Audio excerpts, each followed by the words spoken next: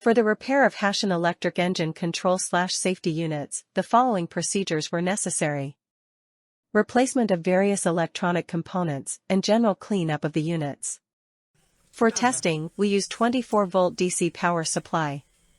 When we turn on the power supply, the unit reacts accordingly, and we can see the LEDs lighting up.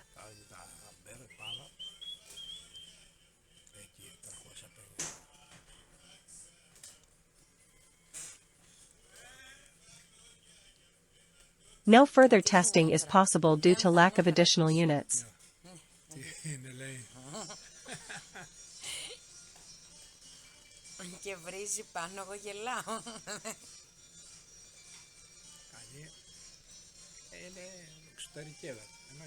The same process is repeated for the second item.